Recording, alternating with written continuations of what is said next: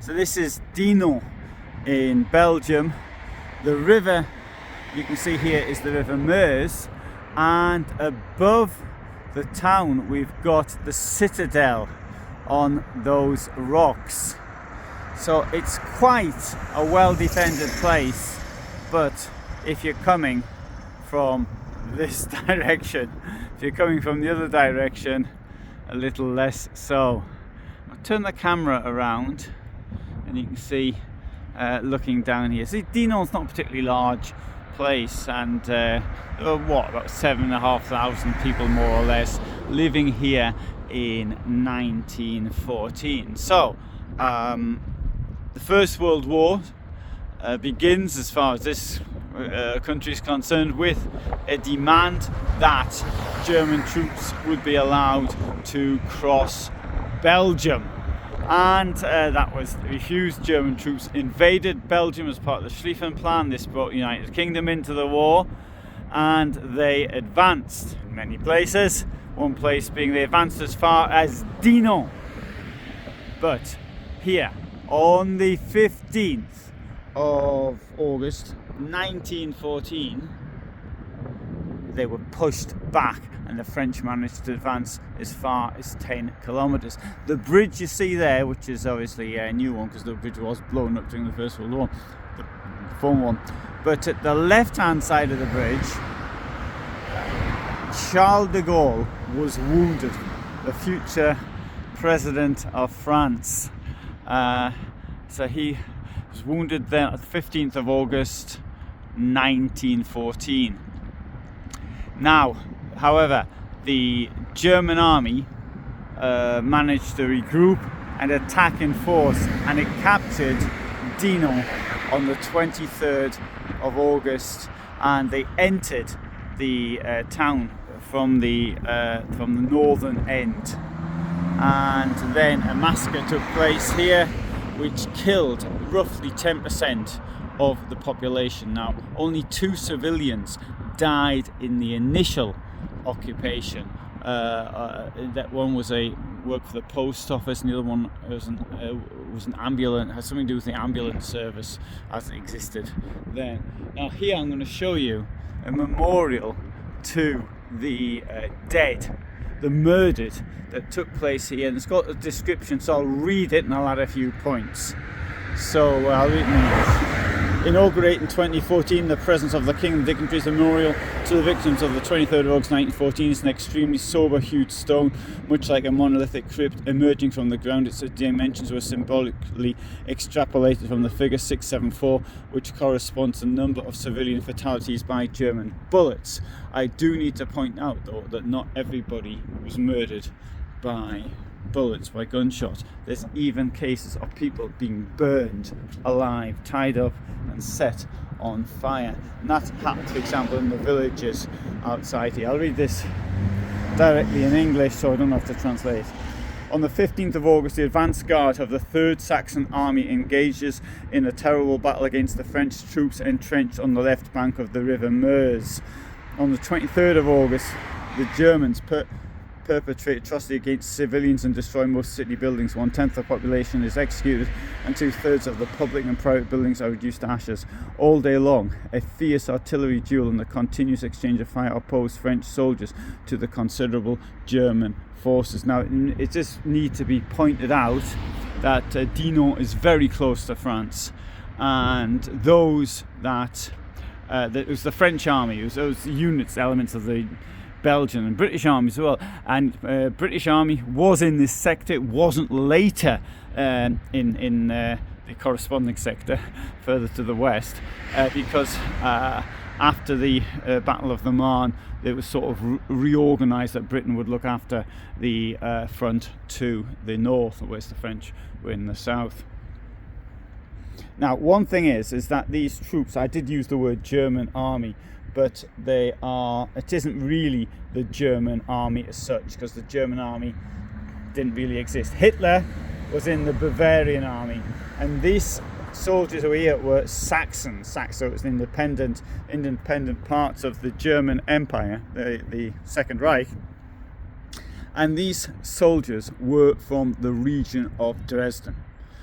So, following their first loss on front of the French companies, the Saxon soldiers felt bitter and wanted to take revenge. Moreover, convinced that they are Franc-Tireur among the Belgian civilians, they perpetrate unspeakable crimes: a daybreak, a man chase, and a manhunt, I think, and summary executions take place in the Fond de l'Ef and the L'Ef quarter. That's in the north of the town. The first mass shooting happens at 10 a.m. in front of L'Ef Abbey, where 43 men are shot down. So that's the place where they entered the town of Dinant. Now, the word Franc-Tireur, the free firers, I suppose, something like that, free shooters. These were alleged to have, during the Franco-Prussian War, 1870-1871, people out of uniform, dressed as civilians, shooting at German soldiers, I'm sure, or Prussian soldiers, I should say, which I'm sure did happen. And not just Prussian, it could have been any of the countries involved, so it could be the Bavarian army or Württemberg army or whatever. And anyway, there's a German field manual from 1902, the name of which I have forgotten, but I'll put it in the description if I remember. It sort of speaks that to deal with Franc-Tireur, which was expected, then extreme measures need to be taken. Indeed, Hitler, talking in September 1941, referring to his time in Belgium, which was later than this. He was still in Munich when this was all going on, and refers to, he must have witnessed what happened in a place in northern France and in Belgium, and maybe not, he didn't witness the killing, but he saw the results of it, so maybe in Charleroi, for example, and as a result, he was saying that this is a very effective way of dealing with resistance, is to sort of massacre the civilians. In the afternoon, the 101st Grenadier Regiment occupies the Penal quarter near Ansarem. The inhabitants are driven out of the houses and gathered near the Bayard Rock, which is where I'm parked, in fact. So we have this here, and so I do know that they were murdered to the northern side of the rock. And I come up here. So between 4 and 5 p.m. mass shootings take place at Laurent Wall, 26 dead, and Tannery Street. Between 5 and 6 p.m. other executions take place along the L'Ef Abbey, 31 persons, along the Schlieffen Wall, 107 dead, in the Nef Aqueduct, 23 dead, at the Bourdon Wall, 77 dead, men, women, children and babies, the Bouillet Forge and the Saint-Roch quarter, 19 dead. In all, there were 674 innocent civilian victims. There, so we have a picture there. What's it say? I can't quite read it, sorry. So I'll read it later. And there we have another photograph which I think shows dead people, and that does appear to be very close to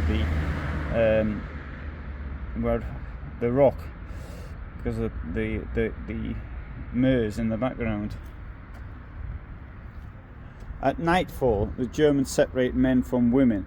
It is the beginning of the deportation of 416 civilian hostages and 100 French prisoners to the concentration camp of Kassel. Of the days, the Germans will systematically carry out executions and burning down houses. There you go. Les Allemands en Belgique. The Germans in Belgium. And right, so let's go up here. Now, it needs to be pointed out that they did, to a large extent, separate males from females, and it was the males who were murdered. However, as you will see, there are some female names as well on the memorial, which is up here. I really would have liked to have done more on this. Unfortunately, my departure from my workplace was delayed by 2 days, and I have to leave. I've got to be in Dunkirk tomorrow morning, and so and I've just come to the wrong place, but never mind. gives you a view of what is here, and so you can see the end, the southern part of the town from here. Anyway, let's go back, and So my departures, so I've got to leave really about 1500, 1600 from here. Also a bit worried about the conditions of the lights on my vehicle, which have given me trouble, so I don't want to drive at night if possible. This is the memorial. I took you to the place by accident. So this is meant to represent a star, and I'll take you to the explanation. So 23 août 1914, and so this appears to tell us a little bit about what's here. Okay, I'll just read the first one. The form is that of a star. Is it stel? And meant to be somber, a monolith. It's emerging from the ground as though it were a crypt, which is coming out as the roots of it. And it expresses that of half a century, more than half a century after the destruction of the Second World War. It's an original monument. Sorry, if I'd looked at that longer, I'd have been able to give you a better description.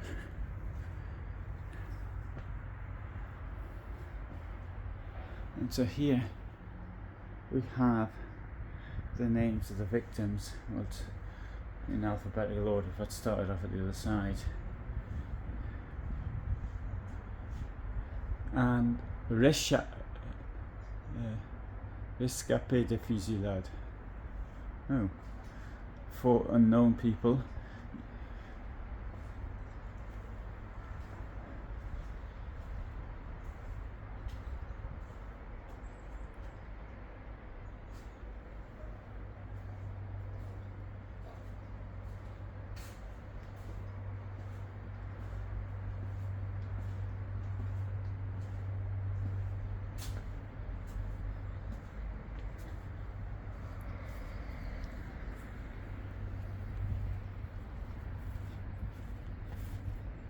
So, memorial to the civilian victims of the 23rd of August 1914.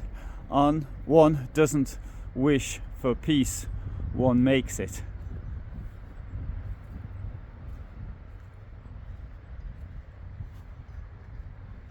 A war doesn't make 100,000 dead, but 100,000 times death.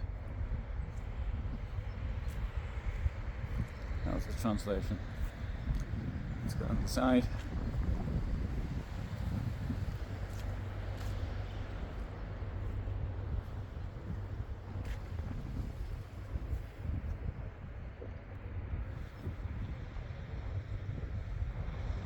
The affirmation of peace is one of the greatest combats.